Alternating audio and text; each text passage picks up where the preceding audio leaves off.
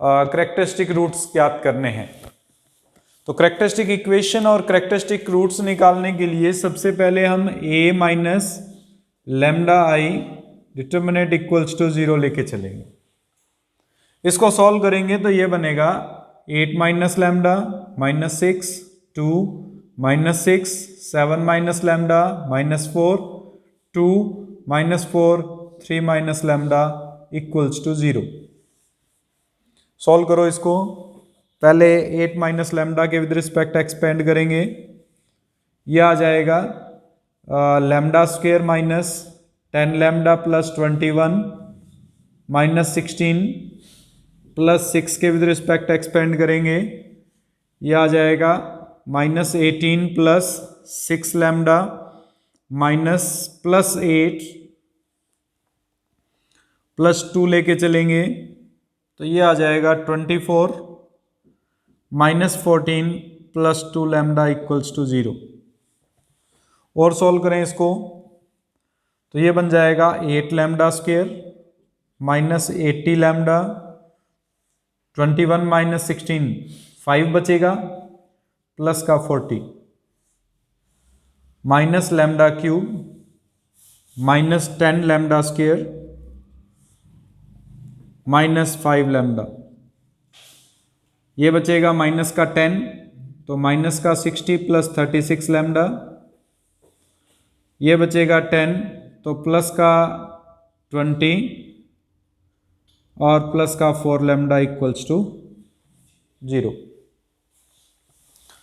इसको सॉल्व करें तो माइनस का लैम्डा क्यूब कहाँ पे, ये प्लस का 10 ये माइनस माइनस प्लस हो जाएगा, ठीक है बाकी सही है। ये हो जाएगा 8 लैम्डा स्क्वेयर और 10 लैम्डा स्क्वेयर मिलाकर 18 लैम्डा स्क्वेयर माइनस का 80 माइनस 5 85 में से 40 सब्ट्रैक्ट करेंगे माइनस का 45 लैम्डा और ये बचा 40 minus 60 plus 20 0 equals to 0। Minus lambda ये माइनस से मल्टीप्लाई कर देते हैं तो ये तो करैक्टरिस्टिक इक्वेशन बन गई आपके पास minus 18 lambda square plus 45 lambda equals to 0 जो उसने इक्वेशन बनाने को कही थी। अब रूट्स निकालने हैं, करैक्टरिस्टिक रूट्स निकालने के लिए lambda common, lambda square minus 18 lambda plus 45 equals to 0। इससे लैम्डा की वैल्यू एक तो 0 आ जाएगी, एक इसके फैक्टर हो जाएंगे lambda square minus 15 lambda minus 3 lambda plus 45 equals to 0 और lambda minus 15 and lambda minus 3 equals to 0 जिससे lambda equals to 3 and 15। So these are 3 characteristic roots 0, 3 and 15 for the given equation.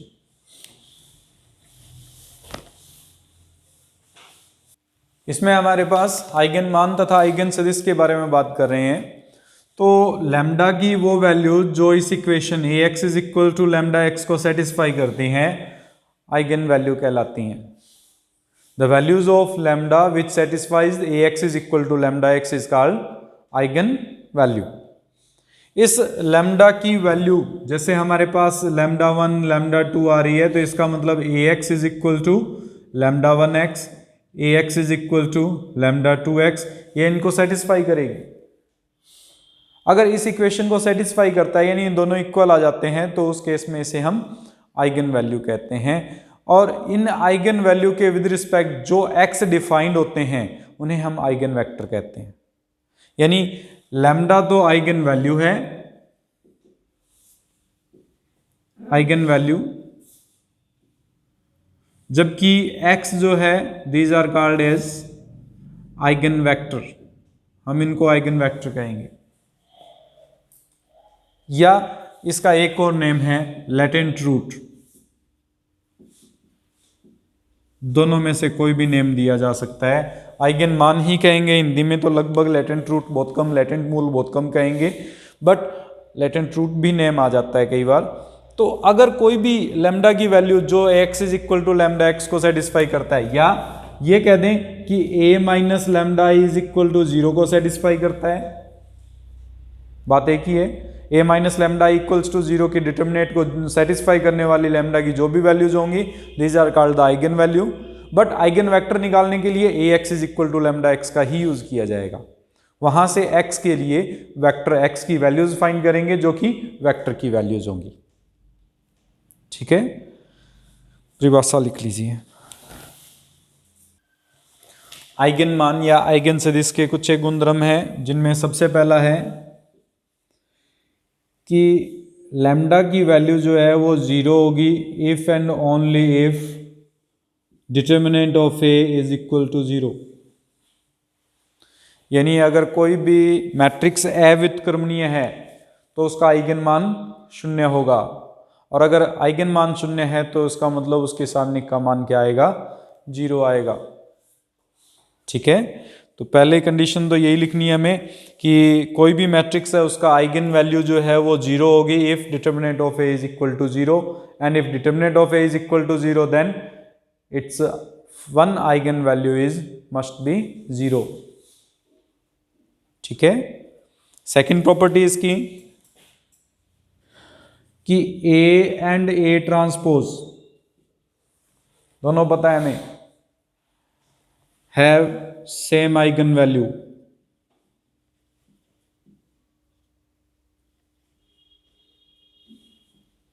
यानी ए और A transpose के eigen value समान होते हैं, eigen मान समान होते हैं। या ये तो A minus lambda is equal to 0 put करके लैम्डा की वैल्यू निकाल लीजिए, चाहे A transpose minus lambda equals to 0 put करके लैम्डा की वैल्यू डिफाइन कर लीजिए।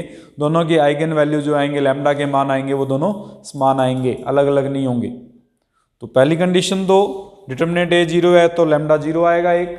दूसरी कंडीशन ए और ए ट्रांसपोज की आइगन वैल्यूज क्या होते हैं, ऑलवेज इक्वल होते हैं। थर्ड कंडीशन है इसमें कि अगर कोई भी एक triangular A is a triangular matrix, triangular matrix कौन सी होती है, त्रिभुजाकार अवयव कौन सा होता है, किसे कहते हैं, जिसके डायगोनल में ही एक डायगोनल यानी विकर्ण के एक और तो अवयवों और दूसरी ओर सारे जीरो, विकर्ण के सापेक्ष एक और अवयवों और दूसरी ओर सभी क्या हो, जीरो। वो चाहे निम्न हो चाहे ऊपरी हो, या लोअर ट्रायंगुलर बन सकता है या अपर ट्रायंगुलर बन सकता है। तो अगर कोई भी मैट्रिक्स है वो ट्रायंगुलर मैट्रिक्स है तो उसके डायगोनल लेटेंट रूट होंगे, उसके डायगोनल क्या होंगे, लेटेंट रूट होंगे। जैसे कि 7th का एक क्वेश्चन दिया हुआ था 1 2 3 0 5 6 0 3 2, एक 0 0 2 एक हमारे पास जो बन रही है ट्रायंगुलर मैट्रिक्स है। अगर इसके लेटेंट रूट लिखने हैं या ये कह दें कि आइगन वैल्यू लिखनी है तो लैम्डा 1 1 होगा, लैम्डा 2 5 होगा, लैम्डा 3 2 होगा, दैट्स ऑल। ट्रायंगुलर मैट्रिक्स है तो उसके डायगोनल के जो एलिमेंट्स होंगे वो ही हमारे पास आइगन वैल्यू होंगे अगर ट्रायंगुलर मैट्रिक्स है तो। इसीलिए मैंने उसमें 7th का ए पार्ट जब करवा रहा था तो मैंने यही कहा था कि इसके तो डायरेक्ट हैं, जो डायगोनल के एलिमेंट्स हैं वही लेटेंट रूट हो गए इसलिए। ठीक है, इसका यूज किया जा सकता है अगर आपको क्वेश्चन में अब दे दिया जाए तो। फर्स्ट डे एक्सरसाइज तक हमने ये टॉपिक नहीं किया था, तब तक तो हम नहीं कर सकते थे, लेकिन अब अगर वो क्वेश्चन पेपर में आ जाता है आप डायरेक्ट लिख सकते हो, it's a triangular matrix so its latent root are these values या eigen value are these, eigen मान जो होंगे वो ये होंगे। विकर्ण के अवयव लिखने हैं हमें, आई बात समझ में। उसके बाद में आता है हमारे पास कि चौथी कंडीशन है इसमें कि अगर a का आइगन मान लैम्डा है, the eigen value of a equals to lambda, तो a इनवर्स का आइगन मान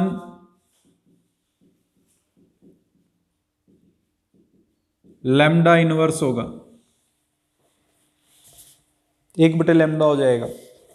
अगर a का आइगन मान जो है वो लैम्डा है तो a इनवर्स का आइगन मान क्या होगा, 1/लैम्डा होगा। डायरेक्ट याद रखने हैं, प्रूफ कर सकते हैं इसका, ऐसी कोई कंडीशन नहीं है। अगर ए का आइगन मान लैम्डा सपोज किया हमने, तो इसका मतलब ए एक्स बराबर लैम्डा एक्स होगा। ए इनवर्स से मल्टीप्लाई कर दें तो A inverse A x is equal to A inverse lambda X आएगा। A inverse into A I होता है, I into X is equal to lambda into A inverse X बनेगा। ये लैम्डा मल्टीप्लाई में इधर आएगा तो यानी lambda inverse I into X क्या होगा, X is equal to A inverse x के इक्वल आएगा। यानी ए इनवर्स एक्स जो है वो इक्वल है लैम्डा इनवर्स इंटू एक्स के। दैट मीन्स ए इनवर्स का आइगन मान क्या हो गया, लैम्डा इनवर्स हो गया। जब भी हमें आइगन मान प्रूफ करना होगा इसी कंडीशन, इसी तरह से हम मेथड को यूज करेंगे। तो यहाँ पे अगर ए एक कोई भी मैट्रिक्स है, उसका इनवर्स जो है वो ए इनवर्स है, तो उसके आइगन मान भी उस आइगन मान का इनवर्स होगा, लैम्डा का इनवर्स होगा, लैम्डा इनवर्स से डिफाइंड होगा। ठीक है, प्रॉपर्टी नंबर 4 थी ये। फिफ्थ प्रॉपर्टी, ए स्टार पढ़ा था हमने, क्या था, ट्रांसपोज के लिए तो आइगन वैल्यू सेम होती है, लेकिन कॉन्जुगेट के लिए जब आइगन वैल्यू निकालेंगे तो वो जो लेटेंट रूट या आइगन वैल्यू है उसका भी स्यूमी हो जाएगा, कॉन्जुगेट हो जाएगा। ठीक है, यानी ए कॉन्जुगेट का हमारे पास आइगन वैल्यू ए लैम्डा कॉन्जुगेट होगा। लैम्डा एक कॉम्प्लेक्स नंबर हो सकता है, उसका कॉन्जुगेट यानी आइटा का साइन चेंज हो जाएगा। अगर प्लस आइटा है तो माइनस आइटा होगा, माइनस आइटा है तो प्लस आइटा हो जाएगा। तो यहां पे हमारे पास अगर ए का आइगन मान यानी आइगन वैल्यू लैम्डा है तो ए स्टार का आइगन मान जो होगा वो लैम्डा बार होगा, कॉन्जुगेट ऑफ लैम्डा होगा।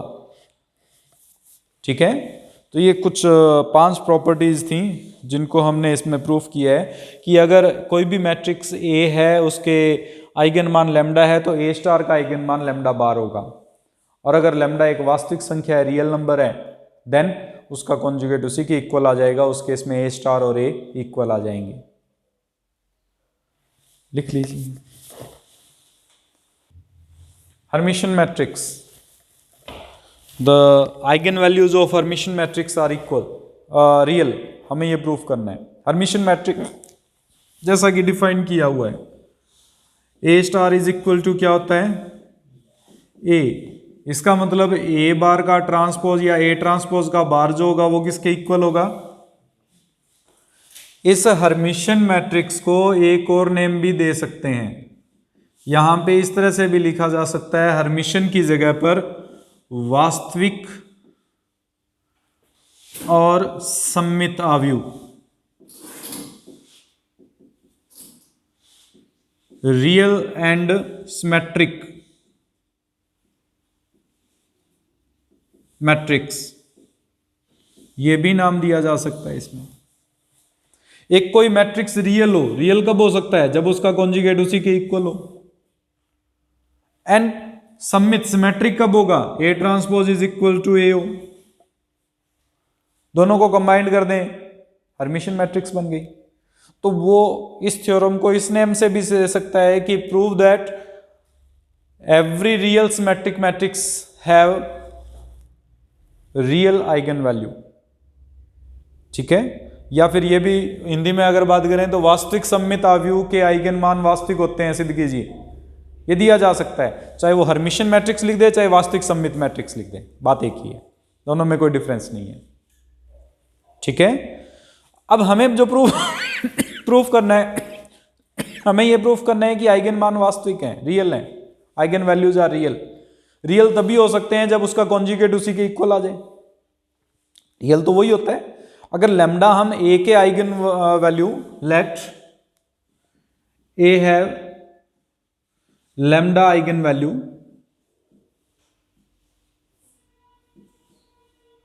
लैम्डा को हम एज आइगन वैल्यू लेके चल रहे हैं, अर्थात ए एक्स इज इक्वल टू क्या आ रहा है हमारे पास, लैम्डा एक्स। तो हमें यह प्रूफ करना है कि lambda is a real value.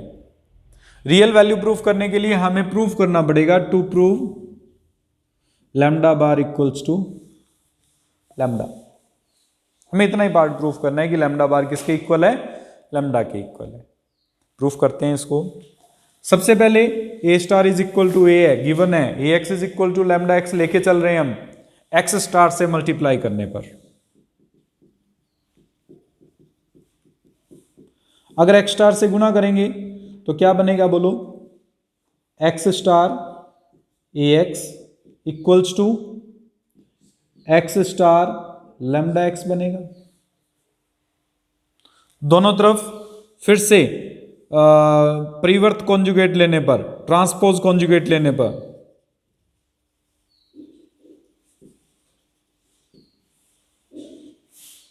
Both side, दोनों साइड में ले रहे हैं, यानी एक्स स्टार ए एक्स के star equals to x star lambda x का स्टार डिफाइन कर रहे हैं। हमने ये पढ़ा हुआ है कि जब भी स्टार होता है तो ऑपोजिट साइड से स्टार का लगना स्टार्ट होता है। हम इसको क्या लिखेंगे, एक्स का स्टार, ए का स्टार, एक्स स्टार का स्टार यानी एक्स हो गया, इक्वल्स टू एक्स का स्टार, लैम्डा का स्टार करेंगे तो लैम्डा का स्टार क्या होगा, लैम्डा बार होगा ओनली, क्योंकि ट्रांसपोज तो कर नहीं सकते, एक फिक्स वैल्यू है, लेकिन कॉन्जुगेट निकाला जा सकता है। और एक्स स्टार का स्टार क्या हो जाएगा वापस, लेकिन ए स्टार किसके इक्वल दिया हुआ है, अगर ए स्टार इक्वल्स टू है ए के, तो x star of A x is equal minus lambda bar of x star x is equal to 0 आ जाएगा।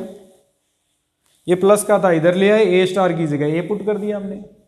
ए एक्स की वैल्यू क्या थी, ये रही लैम्डा एक्स, तो x star of lambda x minus lambda bar of x star x is equal to क्या बन गया, कॉमन क्या आ रहा है, एक्स स्टार एक्स को अगर कॉमन ले लें तो lambda minus lambda bar equals to 0 बच जाएगा। ये तो दोनों 0 हो नहीं सकते, x conjugate can not be equals to 0, x can not be equals to 0, क्योंकि एक्स की वैल्यू अगर 0 ले लेते हैं, आइगन वेक्टर अगर 0 डिफाइन कर लेते हैं तो आइगन वैल्यू को डिफाइन करने की जरूरत ही नहीं रहती है हमारे पास।